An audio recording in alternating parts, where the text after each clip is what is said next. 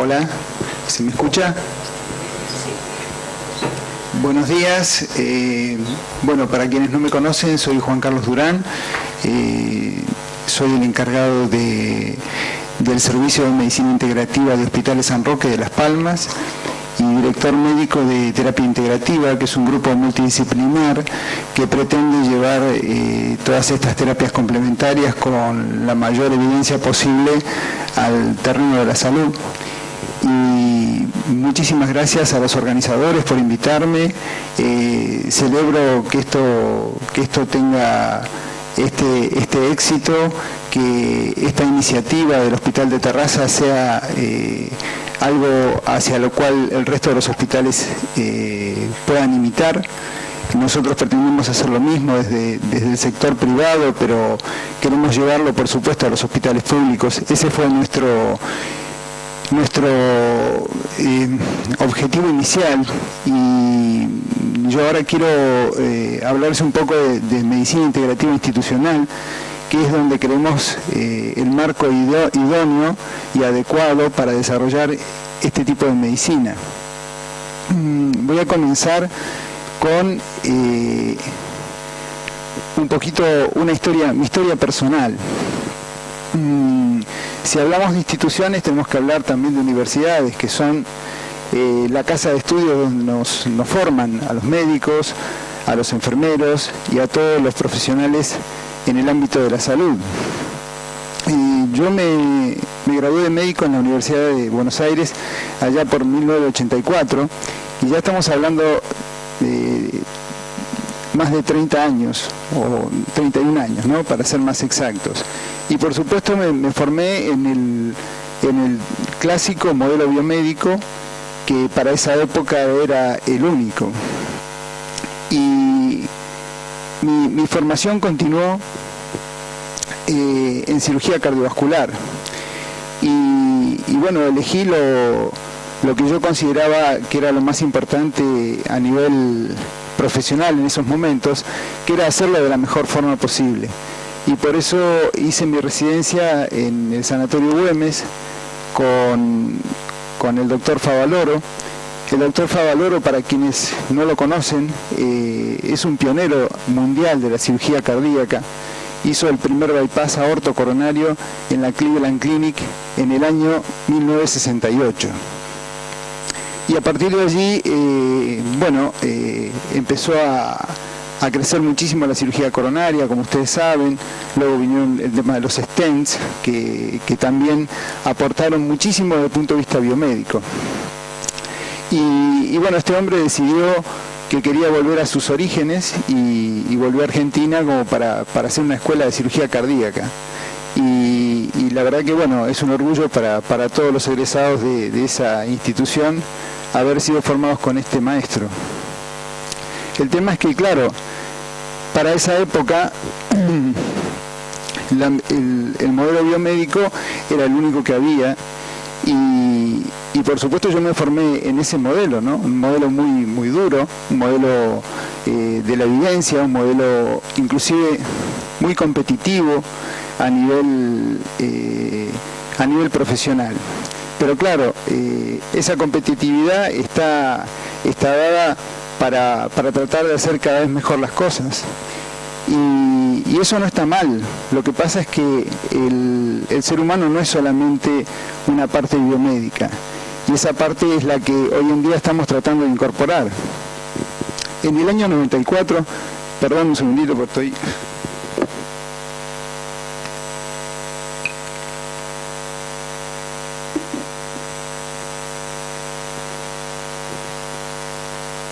El año 94 fue para mí un año muy importante en lo personal. A fines del 94, luego de 15 días de haber fallecido mi padre al ir a visitarme, donde yo vivía en Buenos Aires, me diagnostican un cáncer. Y claro, el mundo se me vino encima, porque la verdad es que yo empecé a buscar las alternativas que me ofrecían, y bueno, pasé por cirugía, pasé por radioterapia, perdí 9 kilos de peso, y realmente mi experiencia vital fue muy mala. porque viví en mis carnes el modelo que aprendí, un modelo muy bueno, pero insuficiente, ¿no? Como si fuese un modelo robótico, donde solamente atendieron mi órgano enfermo y mis síntomas. Pero del ser humano que formo parte, la verdad es que me tuve que buscar la vida, como se dice por allí. Y esa fue una experiencia muy dura. Tuve que afrontar muchas cosas personales y por suerte puedo contarlo. Y por suerte me sensibilizó, porque para mí en aquellos años que me hablaron de acupuntura me daba la risa, de verdad se los digo. Pero también es cierto que en aquellos años no había tanta evidencia y no había tantas cosas como hay ahora. Entonces la enfermedad me dio la posibilidad de bajar de ese pedestal donde a veces los profesionales nos subimos creyendo que lo único importante es lo demostrable científicamente. Y el ser humano ¿es demostrable científicamente? Sí, claro, está. Podemos diseñar muchísimos protocolos, muchísimas evidencias para los nuevos procedimientos, para los fármacos, pero no para muchas otras cosas. La calidad de vida es fundamental y el ser humano es algo muy diferente a los animales. Muchas veces yo me planteaba ¿qué diferencia hay entre un veterinario y un médico? Muchas veces la diferencia es a favor del veterinario, porque a veces por lo menos te hacen una caricia y esa medicina yo no la quiero. Yo quiero la medicina que está básicamente, sólidamente formada en la biomedicina, pero que tiene en cuenta todos los otros aspectos. O sea, este nuevo paradigma no es un paradigma excluyente, eso es lo bueno. Y lo que no se entiende es cómo todavía cuesta tanto que se acepte, ¿no? El año 2000 nos sorprende con muchos cambios. Descubrimos el genoma humano, sabemos que hay 23.000 genes cuando tendríamos que haber esperado por lo menos 150.000 para cada una de las reacciones bioquímicas de nuestro cuerpo. Y a partir de allí sabemos que también no es solamente importante el mapa genético, sino que es aún más importante la epigenética, vale decir, todos los factores ambientales y de conductas que hacen que la expresión de los genes se modifiquen. Por eso podemos hablar con base más molecular acerca de que los hábitos de vida saludables impactan directamente en los genes y no al revés. Esto no es una cuestión de suerte. Me tocó, no me tocó, todo es modificable, todo es modificable.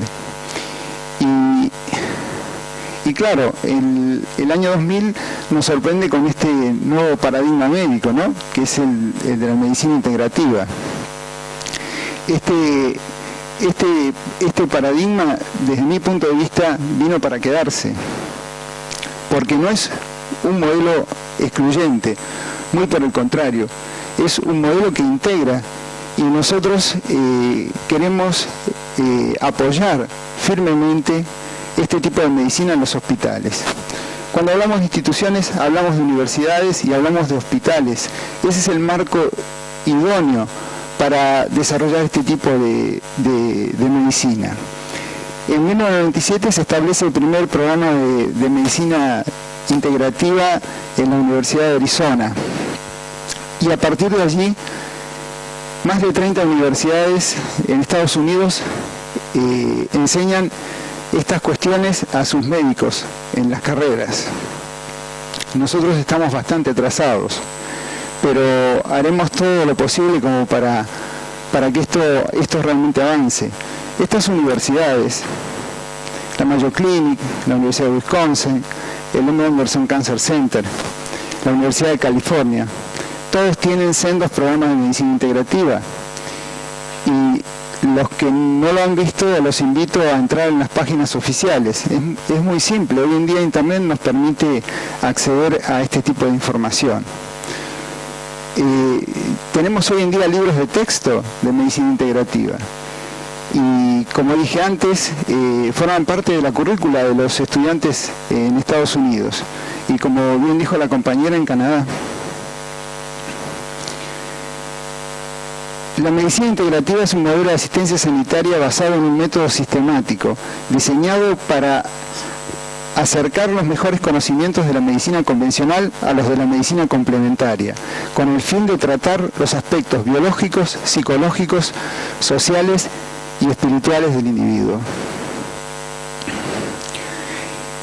También acompaña los notables avances de la biomedicina, aportando un enfoque integrador que tiene en cuenta todos los aspectos. Y incorpora las terapias complementarias de probada eficacia que permiten en su conjunto ofrecerle un territorio hostil al crecimiento y expansión del cáncer y otras enfermedades crónicas como las enfermedades autoinmunes, las enfermedades cardiovasculares, los procesos degenerativos, la fibromialgia, la obesidad, la depresión, etc. Y no es de extrañar que instituciones de prestigio mundial como el M. D. Anderson Cancer Center cuenten con programas de medicina integrativa. Y lo cuentan desde el año 2000. Año 2000, año 2001 fue cuando comenzaron todos estos programas. Nosotros hemos hecho el contacto directo con el doctor Alejandro Choul y también con el doctor Lorenzo Cohen, que nos visitara en su vida en el año 2011 en Las Palmas de Gran Canaria. Este artículo es muy interesante, es una respuesta del doctor Lorenzo Cohen a algunos críticos que todavía existen en Estados Unidos en relación a la medicina integrativa. Estas cifras son realmente para mí muy importantes porque dice que en Estados Unidos el 65 al 75% de los supervivientes de cáncer usan por lo menos una forma de medicina complementaria, aún muchas veces sin supervisación médica. ¿Qué tenemos que interpretar de esto? ¿Qué es lo que pasa? Utilicemos un poquito de sentido común. Vamos al médico, tenemos una fractura de la tibia, nos la escayolan, nos operan y sabemos que tenemos que esperar hasta que todo se acomode. Pero ¿qué pasa si vamos al médico y nos dice que tenemos un cáncer? Lo escuchamos, el médico nos va a decir, tiene que hacer este tratamiento, probablemente quimioterapia, radioterapia y cirugía. Entonces, muchas veces le preguntamos, doctor, ¿y qué puedo hacer yo para ayudar en este proceso de recuperación? Y muchas veces el médico le dice, no, pues nada, distráigase. Y, doctor, ¿qué tengo que comer? Pues coma de todo. Esa es la respuesta habitual. ¿Y qué es lo que pasa? El paciente sale de la consulta, sobre todo si el diagnóstico es un diagnóstico un poco difícil o es un cáncer en un estadio avanzado. El paciente, por lógica, sale de la consulta y lo primero que hace es consultar en internet. ¿Es verdad? ¿Qué harían ustedes? Yo haría eso, seguro. Entonces, ¿qué nos encontramos? Que hay cosas serias que se pueden hacer. Esto que yo les digo es todo consultable por internet. Vemos al doctor Choul haciendo yoga en el Anderson y si nos copiamos el esquema de quimioterapia que viene del Anderson, ¿por qué no nos vamos a copiar esto?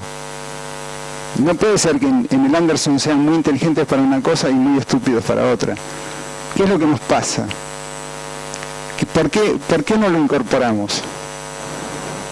Esa pregunta me la hago siempre, me la hago todos los días y no tengo respuesta, pero no importa, tenemos que seguir insistiendo. Yo creo que este es el camino, esto vino para quedarse y realmente tenemos que redoblar nuestros esfuerzos. Yo no vivo de la medicina integrativa, mi experiencia vital hizo que estuviera aquí. Yo sigo trabajando como cirujano vascular en Las Palmas de Gran Canaria y trabajando en medicina integrativa en Hospitales San Roque. Para mí supone un esfuerzo muy grande, pero lo hago con muchísimo gusto, porque creo que es lo que yo quiero para mí y para mis familiares. Aquí tenemos al doctor Choul en un seminario en la Universidad de Rice, en Houston. Y bueno, esta diapositiva yo siempre la muestro con mucho placer, me la cedió gentilmente Alejandro, y podemos ver cómo ven en el Anderson al paciente oncológico. Pueden ver arriba hacia la derecha lo único que había hasta antes del programa de medicina integrativa: farmacia, radiación, cirugía y quimioterapia. A partir de la incorporación de este programa, se comenzó a prestar atención a la nutrición, al ejercicio físico, a la rehabilitación, a la acupuntura, al masaje, a la psiquiatría, a las terapias cognitivas, a la espiritualidad, a la meditación, al yoga, al tai chi, a la musicoterapia, arte terapia, etc. Y a todo el entorno social del paciente. Ellos tienen un modelo basado en el ser humano, sin olvidarse la quimio, sin olvidarse la radioterapia, sin olvidarse la cirugía, donde tienen muy en cuenta el entorno psicobiosocial del paciente. Y ese es el modelo que nosotros quisimos implantar, y tratamos de hacerlo con la mayor seriedad y el mayor rigor científico. Y por supuesto, para nosotros, insisto, la base de la medicina integrativa es la biomedicina. La biomedicina tiene avances notables. Cada día los procedimientos quirúrgicos son menos invasivos y mejor tolerados. Lo propio sucede con la quimioterapia, y lo propio ocurre con la radioterapia. Pero sumado a eso, tenemos que darle la debida importancia a la alimentación. Alimentación es una cosa y nutrición es otra. Nosotros tenemos que alimentar y nutrir al paciente. El paciente tiene que recuperar el peso que le corresponde, tiene que estar en actividad física, y eso no se le dice al paciente oncológico, lo digo en términos generales. Y nosotros hacemos un estrés muy importante en esto, porque creemos que tiene debida importancia. Como podrán ver, en el M. Anderson Cancer Center hacen cursos de cocina para sus pacientes con cáncer. Es decir, ¿cuál es el problema de que lo hagamos nosotros? Esto es una captura de pantalla hecha a propósito para que vean que en la página oficial del M. Anderson Cancer Center pueden tener respuesta a: doctor, ¿qué puedo comer? Y la alimentación, como podrán ver, desde el año 2007 tenemos libros como este, que se llama Foods to Fight Cancer, que es comidas que luchan contra el cáncer. Y los autores son autores de prestigio internacional: Richard Bolivier y Denis Gingras, de la Universidad de Montreal, que han dedicado muchísimo tiempo a la investigación en las más potentes drogas quimioterápicas que hoy se utilizan en el mercado. Pero su sensibilidad como investigadores abrió la idea de tratar de ver qué compuestos tiene cada alimento y qué es lo que nos ayuda a tener una alimentación mejor para prevenir el cáncer y también para acompañar a los pacientes con cáncer. La incorporación de suplementos también es importante. Por ejemplo, en Gran Canaria, todos creemos que porque hay mucho sol, la vitamina D está muy bien en todos los pacientes. Sin embargo, el 60% de la población de Gran Canaria tiene déficit de vitamina D3. Y la vitamina D3 juega un papel importantísimo en todo el desarrollo y mantenimiento del sistema inmune. El ejercicio físico, como les dije antes, tiene sobrada sobrada repercusión y se sabe perfectamente los beneficios, ¿no? En los pacientes cardiovasculares se los indica en forma sistemática y en muchas otras dolencias. Sin embargo, en cáncer muchas veces ni se les dice acerca de las bondades del ejercicio físico. Y el ejercicio físico significa caminata diaria de 40 minutos a 1 hora. Sabemos perfectamente que se regulan los niveles de tensión arterial, que se regulan los niveles de glucemia, que se liberan endorfinas y que se estimula el sistema inmune. Entonces, ¿cómo no tener en cuenta algo tan importante que hace que el paciente se encuentre activo, que empiece a regular su peso donde le corresponde para su relación pondoestatural y combata la depresión y el estrés que significa el tener un diagnóstico que muchas veces es condenatorio?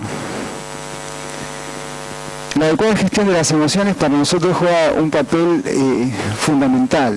No es solamente la alimentación y el ejercicio físico, son pilares que hay que mantener. El cuidado, el acercamiento, como bien dijeron nuestras compañeras en su ponencia que me antecedieron, es muy, muy importante. Tenemos que cuidar.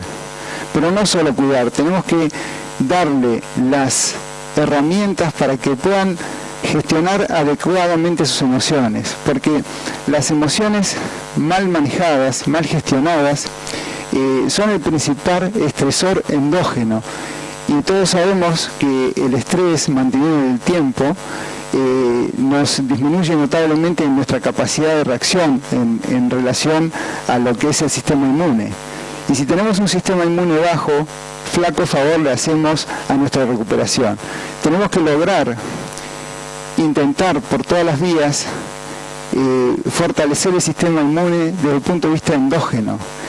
Y para eso se requiere que el paciente tenga un rol protagónico. Tiene que ser no un colaborador más, tiene que ser el principal actor de esta película.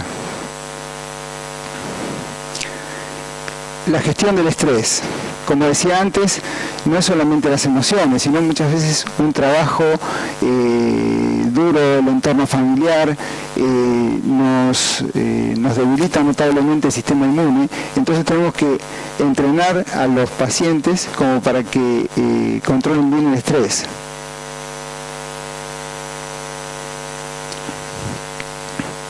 La acupuntura, que es verdad que no hay tantos artículos, pero desde que la revista Science publicara la localización de beta-endorfinas en los sitios de punción, ya un poco el establishment médico se quedó más tranquilo y ya por lo menos no se discute tanto.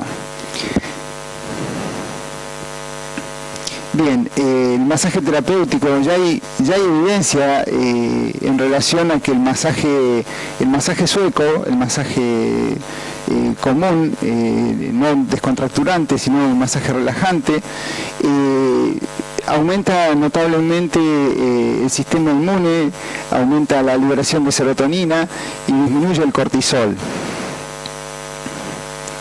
La musicoterapia forma parte de terapias en reconocidos sitios como el Sloan Kettering de Nueva York o el M. Anderson Cancer Center, como nombré antes. Arteterapia. Tanto la musicoterapia como la arteterapia, como la meditación guiada, como el yoga, como el tai chi, todas ellas logran que el individuo conecte con las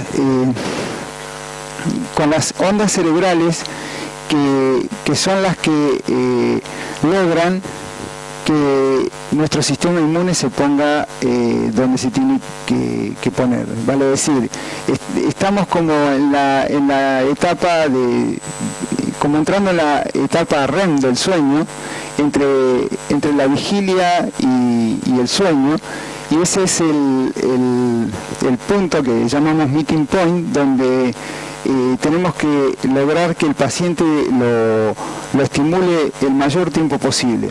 Por otro lado, tenemos muy en cuenta una cuestión que es la neuroplasticidad. Todos estos nuevos hábitos de vida que tienen un impacto epigenético requieren 3 meses de intenso trabajo. ¿Por qué? Porque la neuroplasticidad, está demostrado, necesita de 90 días para que se hagan nuevos circuitos cerebrales, circuitos saludables, para que esa mente no nos boicotee las ganas de salir a caminar, no nos boicotee el comer adecuadamente y que no nos tentemos con el tipo de dieta a la cual estamos muy mal habituados. Bueno, vamos a ver si me ayuda el sonido, porque ahora vamos a pasar a las neurociencias y a nuestros cerebros.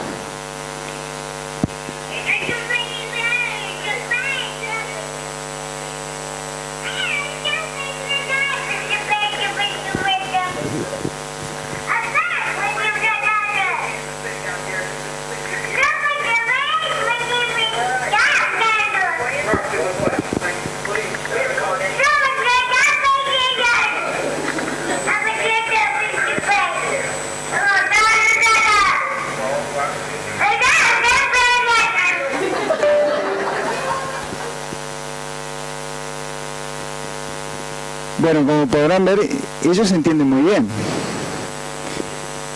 Y se entienden muy bien porque el neocórtex de ese niño está en desarrollo. Y por eso nosotros encontramos en los animales de compañía algo tan cálido, tan bonito, ¿no? Porque los mamíferos tienen 2 cerebros y nosotros tenemos 3. El neocórtex es magnífico, nos permite escribir poesía, nos permite diseñar viajes a la luna, estudiar, pero también es el principal estresor para el ser humano. Entonces, yo quisiera quedarme en esa edad, ¿no? Seguramente ustedes también.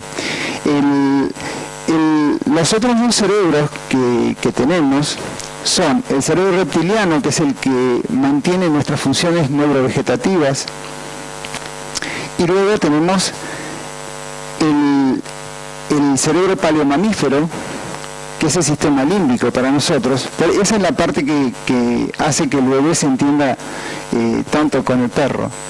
Y luego, bueno, como les decía antes, el neocórtex es el área que nosotros tenemos que trabajar en los pacientes para generar esos circuitos saludables de los cuales hacía mención. Aquí, como les decía antes, el cerebro reptiliano es el que nos permite estar vivos, el sistema límbico es donde se instalan las emociones y el neocórtex es el área intelectual de la mente. Y estos 2 son 2 potentes estresores para nosotros. Entonces, tanto la gestión de las emociones como el control del estrés son fundamentales como para tener un sistema inmune equilibrado, que es muy importante no solo para las enfermedades oncológicas, sino también para las enfermedades cardiovasculares y las enfermedades degenerativas. Aquí vemos en la página oficial de la Universidad de Wisconsin, verán estas fotos. El monje se llama Mathieu Ricard y es la mano derecha del Dalai Lama. Es un importante biólogo marino francés que vive en Nepal ya hace muchos años. Y es muy reconocido por ser un gran meditador. Entonces el médico que está a la derecha, que es Richard Davidson, decidió medir en Mathieu Ricard sus capacidades con un resonador magnético, con distintos cables electroencefalográficos, y descubrieron que este señor tiene las áreas, este slide no corresponde a él, sus áreas del cerebro que están emparentadas con la felicidad son muy desarrolladas en relación al resto de los mortales, ¿no? Entonces es muy conocido como el hombre más feliz del mundo. Evidentemente la meditación trae cambios estructurales en el cerebro. Y no hace falta ser Mathieu Ricard para esto. La buena noticia es que en personas que no han tenido nunca experiencia de meditación, con 8 semanas es suficiente para que ya se observen cambios estructurales. Y eso se puede consultar perfectamente. Lo que pasa es que, claro, tenemos que prestarle atención a estas cosas. Este cerebro es el cerebro del doctor Luis González de Rivera, un gran amigo nuestro, que formó parte de terapia integrativa hasta muy poco, que él quiso probar en sí mismo, y un amigo médico que tenía un resonador magnético, pues le hizo una cita, y aquí vemos los cambios porque el doctor Rivera es un meditador importante, y aquí lo podemos ver. Bien. En relación a las bases científicas, ¿no?, integrativa, yo quiero destacar la psiconeuroinmunoendocrinología, que comenzó en el año 75 con los experimentos del profesor Robert Eiber en la Universidad de Rochester. Y lo que se descubrió a partir de ese momento es que la psiquis, el cerebro, el sistema endocrino y el sistema inmune están perfectamente interrelacionados, son interdependientes, y una modificación de uno de ellos trae aparejada una modificación en el resto. Y un aporte muy muy importante fue el de la doctora Candace Pert en el año 75, donde descubrió las endorfinas. Ella muy inteligentemente supuso de que si había receptores en el cerebro para la morfina, que es algo externo que colocamos, debería haber alguna sustancia endógena que interactuara con ese receptor. Y por supuesto lo encontró, y son las endorfinas. Son ya muy conocidas por el público en general, donde sabemos que son esas hormonas del bienestar, y que podemos hacerlo a través de prácticas como el yoga, como el tai chi, como el ejercicio físico, como la meditación. Pero claro, eso no se toma en una pastilla, eso es cuestión de comprometerse, y ese es el problema. Pero el aporte más importante de la doctora Candace Pert fue el descubrir los neuropéptidos. Los neuropéptidos son moléculas proteicas complejas que se liberan al torrente en cada pensamiento, en cada estado emocional que nosotros tenemos. Si estamos bien, si estamos en la risa, si estamos en la apatía, si estamos en la depresión. Entonces, el buen ánimo, el optimismo y la alegría generan neuropéptidos positivos que estimulan el sistema inmune. Y por el contrario, los pensamientos negativos, la apatía, la tristeza, la desesperanza, el sufrir en aislamiento, muchos de nosotros hemos experimentado crear en nuestra mente catástrofes imaginarias que nunca ocurren. Y realmente no nos hace nada bien. Esos son neuropéptidos negativos que, sostenidos en el tiempo, debilitan notablemente el sistema inmune.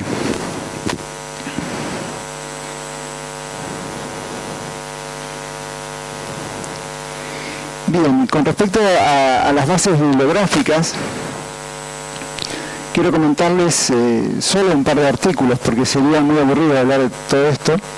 Un grupo de la Universidad de Montreal decidió ver qué pasaba con las portadoras de antígeno BCRA1 y BCRA2, porque descubrieron que esas mujeres que tienen un 80% de posibilidad de desarrollar un cáncer de mama a lo largo de sus vidas, tenían aún más probabilidades en la población de mujeres de la posguerra.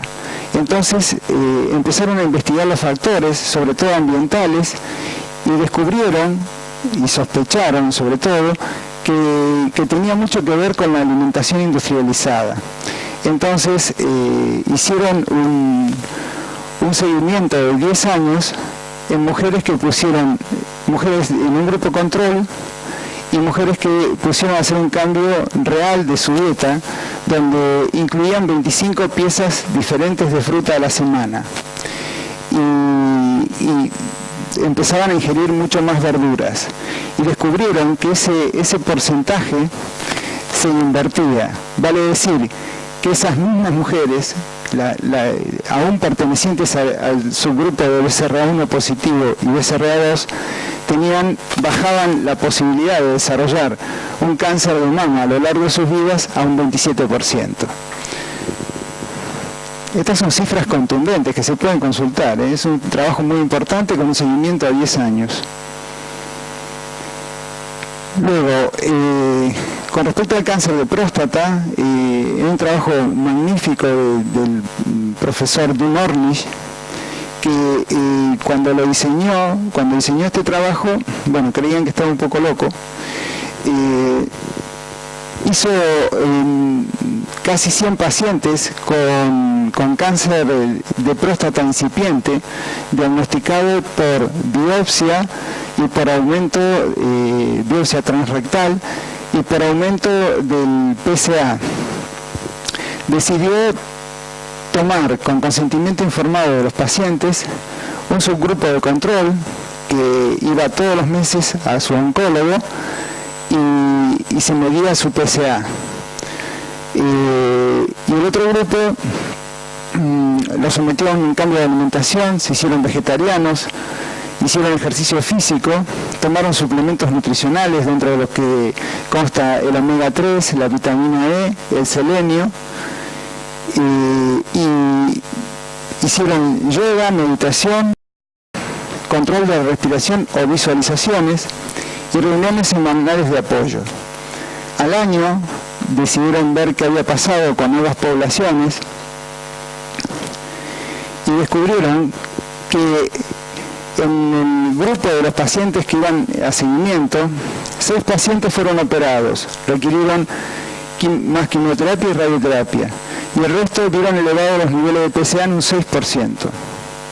En cambio, en el grupo B, todos bajaron el nivel de PSA un 4% y ningún paciente fue intervenido. Y son cifras bastante claras, ¿no? Evidentemente, modificando el entorno epigenético, podemos modificar la expresión de nuestros genes. Y eso se ve mucho, tanto en el cáncer de mama como en el cáncer de próstata. Y la medicina integrativa lo que aporta es el concepto de sinergia. Vale decir que la totalidad es mucho más que la suma de las partes. Es decir, la medicina convencional y nutrición solo no alcanza. La medicina convencional hay que sumarle la nutrición, como les dije antes, la adecuada gestión de las emociones, el control del estrés, todo lo que es bioenergético. Ahí también figura el tai chi, el reiki sin ningún tipo de problema. Pero la medicina convencional y el reiki solo no nos alcanza, tenemos que trabajar mucho más, hay que involucrar más al paciente. No tenemos que trabajar de cosas externas, tenemos que lograr que el paciente desde su vía endógena pueda colaborar con los tratamientos. Muchas veces los pacientes llegan hundidos con el diagnóstico, están tomando ansiolíticos, antidepresivos, hipnóticos, Nolotil, Tramadol y morfina. Seguramente eso lo habrán visto ustedes como colegas, y realmente muchos de nuestros pacientes podemos lograr quitarle la mayoría de esos fármacos. Eso no requiere ninguna validación científica, es sentido común. Es decir, ese paciente, si está más activo, si está en el peso adecuado, si afronta bien la quimioterapia, si está en mejor ánimo, si su entorno familiar está mejor, eso va a colaborar positivamente con todos los tratamientos. Es tan lógico y tan simple que no admite ningún tipo de discusión, al menos desde mi punto de vista. Vamos a ver si tenemos suerte con el audio, espero que lo escuchen. ¿Podemos subir el volumen? A ver. Porque quiero pasarles un breve vídeo muy esclarecedor de Bruce Lipton. Vamos a ver.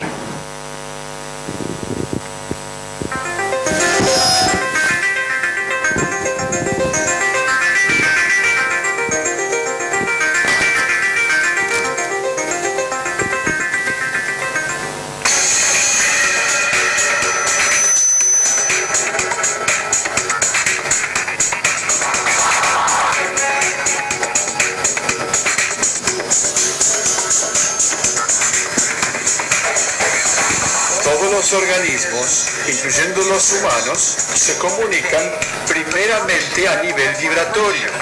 Y aún así usamos la cabeza y creamos un lenguaje. Y este es el problema. La vibración es siempre verdadera. El lenguaje puede estar equivocado. El átomo no está hecho de materia. El átomo está hecho de energía. No es físico. Por eso esta es la imagen incorrecta. Esta es la foto correcta. Cada átomo está emanando una vibración diferente. Pero escuchen, no solamente el átomo emite vibración, el átomo puede absorber la vibración de otros átomos. Cada átomo tiene su propia energía. Por eso, las células sanas tienen un tipo de energía que lo podemos ver aquí. Y las células de cáncer tienen una energía diferente porque sus átomos son diferentes. La definición de espíritu de la historia ancestral es lo mismo que dice la física cuántica en el mundo de hoy. Espíritu y campo son la misma cosa, fuerzas invisibles que le dan forma al mundo. Por eso es importante que entiendan, sus pensamientos generan un campo energético. Por eso en la nueva ciencia basada en la física cuántica, dice, pongamos la mente encima del cuerpo. Y la mente controla el cuerpo, y la razón es Einstein. El campo es la única entidad gobernante de la partícula. Pero en esta historia, la mente es la única entidad gobernante del cuerpo. Y esto cambia toda nuestra visión sobre la salud, porque dice, puedes cambiar tu mente. Y si cambias tu mente, cambias el campo. Y si cambias el campo, puedes controlar tu salud. O sea que no eres víctima, porque tú puedes crear el campo. Eres poderoso. Tú estás hecho de 50 billones de células. Las células son la entidad viviente. Y digo, ¿quién eres tú? Tú eres una comunidad de células. Por eso cuando digo Bruce, esa palabra significa 50 billones de células que viven en una comunidad. Casi todas las células de tu cuerpo tienen las mismas funciones que tú tienes. La célula tiene todas las funciones del humano. Una célula es un ser humano en miniatura. Tu cuerpo es una comunidad de 50 billones de humanos en miniatura viviendo en comunidad. Salud es cuando los 50 billones de células viven en armonía. La enfermedad es cuando la comunidad se está desmembrando. La humanidad es una comunidad de 7.000 millones de personas, que son 7.000 millones de células. Y se supone que debemos vivir juntos en armonía en un cuerpo llamado humanidad. Y esa es la evolución que está enfrente de nosotros. Tenemos que parar de estar separados el uno del otro y empezar a reconocer que cada uno de nosotros es una célula en el cuerpo de algo más grande llamado humanidad. Somos víctimas de la herencia y tu vida no está bajo tu control. Y esto es lo que la medicina convencional nos dice. Tienes cáncer no por ti mismo, sino por tus genes. Tienes Alzheimer's no por ti mismo, tienes Alzheimer's por los genes. Entonces las enfermedades nos convierten en víctimas y no lo podemos cambiar. Entonces la ciencia dijo, si los genes controlan todo, como se creía en ese momento, entonces hagamos el proyecto del genoma humano. Y pregunto, ¿cuántos genes debemos encontrar? Y lo mínimo debería tener 150.000 genes, uno para crear cada proteína. Y digo, ¿cuál fue el resultado? 23.000 genes. No hay diferencia en el número de genes entre un gusano y un hombre. La ciencia está totalmente equivocada. No estamos controlados por los genes. No hay suficientes genes solo para crear un gusano. Pregunto, ¿qué dicen los libros de texto? Y esto es lo que enseñamos en la escuela. Enseñamos esto en la escuela ahora mismo. En el libro dice cuál es el núcleo de la célula. Esta es la estructura más grande dentro de la célula. Y ahí está, ahí en el libro de texto. El núcleo es el cerebro de la célula. Así que ahora les voy a contar una historia. Un organismo no puede vivir sin el cerebro, ¿no es cierto? Ahora miren, elijo una célula y le saco el núcleo, el cerebro de la célula. Es un proceso que se llama enucleación. Y dices, ¿la célula morirá? No. La célula puede vivir por 2 o más meses sin genes adentro. El núcleo es la gónada de la célula, no el cerebro. Esto es un hecho. Los genes no controlan la biología. Es un hecho. El modelo que enseñamos en la escuela, que tú eres una máquina biológica controlada por genes, equivocado. Totalmente equivocado. Y esto es lo que hice, es mi investigación, 40 años atrás. Cambió todo mi mundo. La energía es 100 veces más eficiente que las drogas químicas para cambiar tu biología. Las llaves que controlan su biología se llaman percepciones. Y cuando cambias tus percepciones, cambias tu biología. Control epigenético es control sobre los genes. El control no está en los genes, el control está sobre los genes. El gen no hace nada, el gen es un plano. Gemelos idénticos cuando nacen vienen de la misma célula y deberían tener los mismos genes. Cuando los gemelos nacen, si lees los genes que están activos, los dos tienen los mismos genes. Pero después de un año, 5 años, 10 años, lees los genes y muestran una actividad completamente diferente. ¿Por qué? Porque los genes son modificados por las experiencias de vida. Tú eres un platillo de cultivo cubierto por la piel, con 50 billones de células dentro de tu cuerpo. Eres un cultivo cubierto de piel. Las células son un complemento del medio ambiente. La función de la mente es crear coherencia entre lo que crees y la realidad. Si crees que vas a tener un cáncer, entonces la función de la mente será enviar químicos para crear cáncer. Si crees que vas a estar bien, las señales se envían a tu cuerpo para estar bien, aun si es una pastilla de azúcar. Si crees que la pastilla te va a curar, la creencia envía la química de curación. El cerebro libera neuroquímicos: citoquina, oxitocina, adrenalina, serotonina, dopamina. Estos son solo unos pocos. Los químicos son liberados según tu percepción. O sea que si cambias tu percepción, cambias tu química. Y esa química te está dando tus emociones. Tú solo controlas tu vida con tus anhelos y deseos el 5% del tiempo. El 95% de tu vida vienen de los hábitos en la mente subconsciente. Estamos limitados por las creencias de nuestro programa de desarrollo.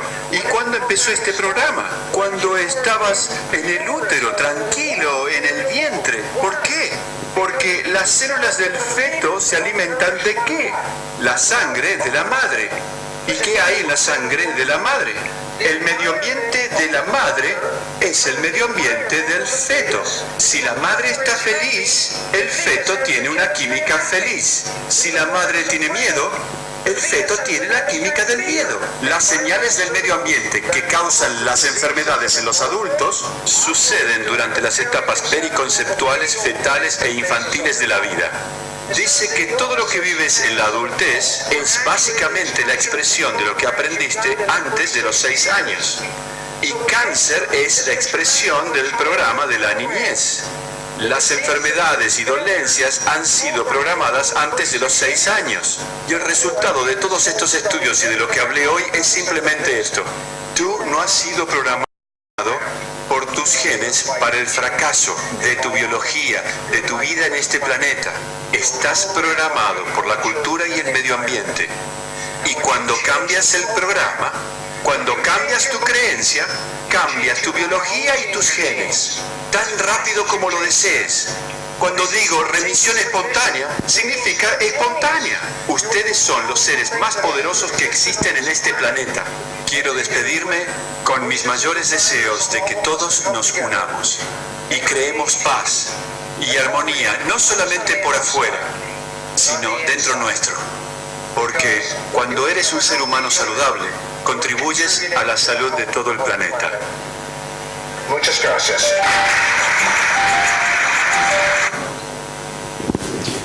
Bueno, menos mal que lo dice Bruce Lipton y no lo digo yo, porque es un pionero a nivel mundial en la investigación de células madres y el padre de la actual epigenética.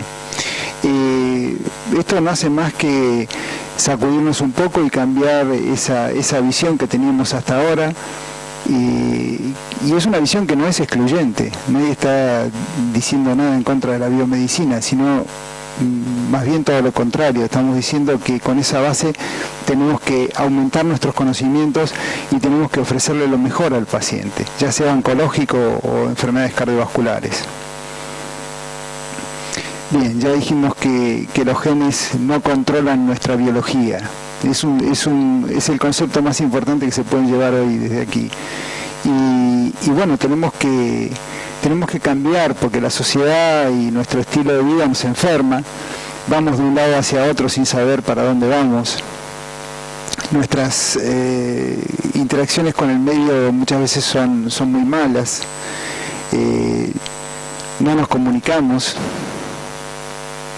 No gestionamos adecuadamente nuestras emociones. Nos alimentamos mal. Y claro, luego recurrimos a factores externos que hagan que nuestra salud esté mejor, y nosotros no nos involucramos.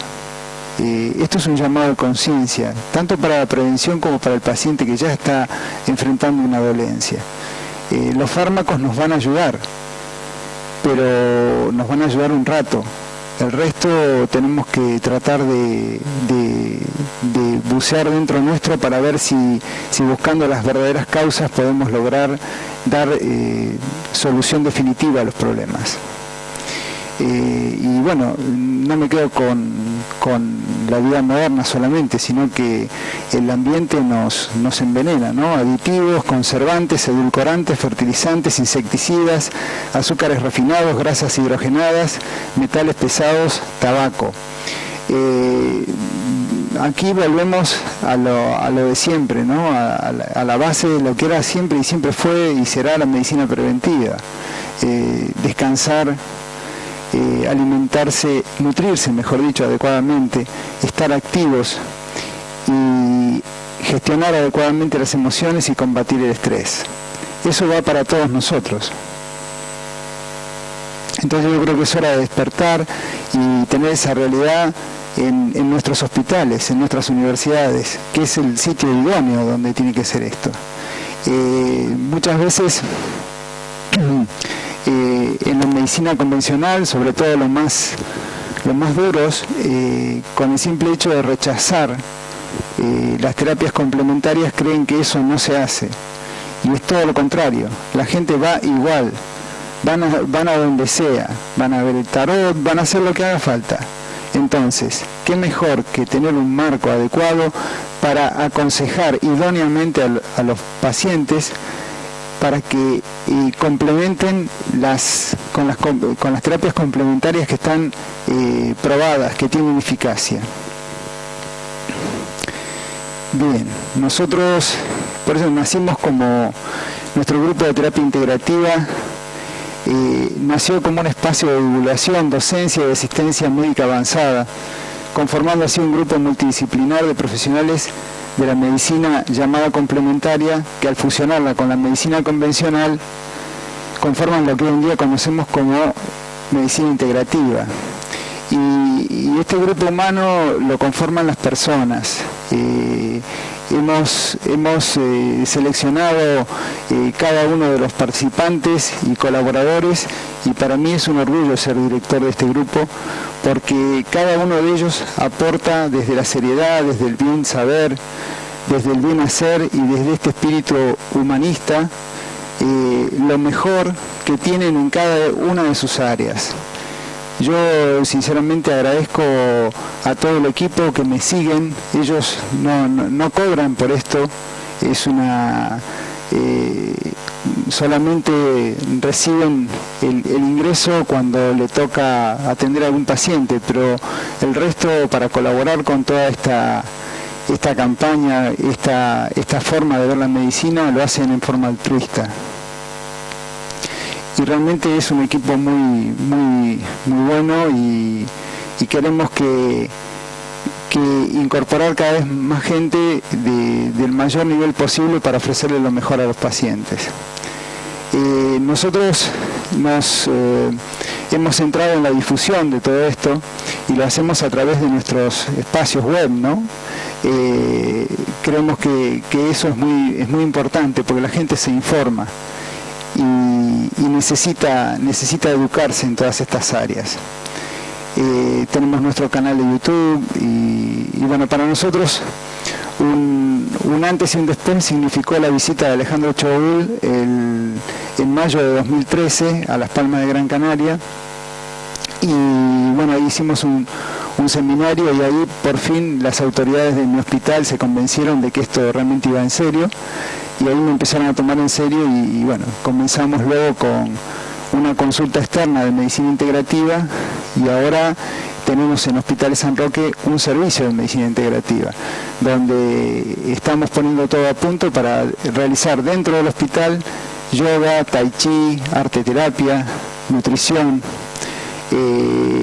acupuntura y todas estas terapias complementarias de probada eficacia, que nosotros queremos de alguna manera remediar el modelo del Anderson y también del Sloan, por supuesto. Estamos hablando de oncología, pero también ampliamos nuestra atención a los pacientes con enfermedades cardiovasculares, enfermedades degenerativas, fibromialgia, artritis reumatoidea, etcétera. Bien, para una población relativamente pequeña como es Gran Canaria, donde no llega a 900.000 habitantes, hemos tenido una gran repercusión por parte de la gente. Esta es una jornada donde vino Bill Fernández y otra vez nos visitó Alejandro en el 2014, y asistieron 500 personas y el aforo se completó y otras 200 no pudieron asistir. Superó ampliamente lo que nosotros habíamos esperado. Estamos haciendo también docencia y formación para poder impartir todas estas enseñanzas, y para nosotros un hito importante, y aquí sí viene a completar lo institucional, fue el convenio que firmamos con la Universidad de Las Palmas de Gran Canaria en 2014. Este es el rector de la universidad, señor José Regidor, a quien le agradezco profundamente la confianza que depositó en todo nuestro grupo.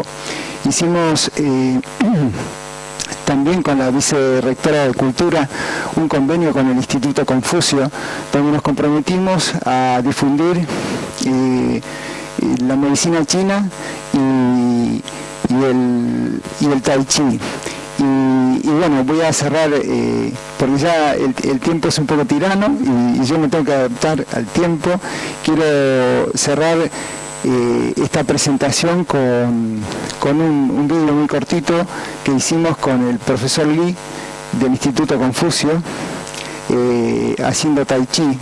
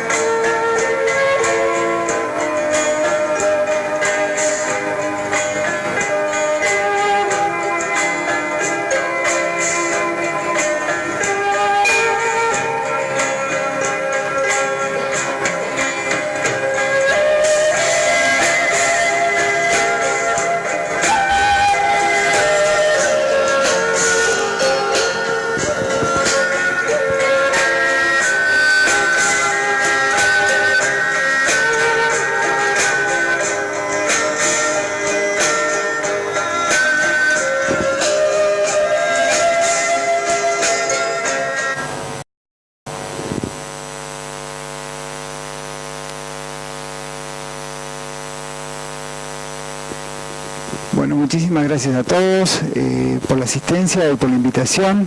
Espero que les haya gustado y bueno, abierto a la ronda de preguntas cuando quieran.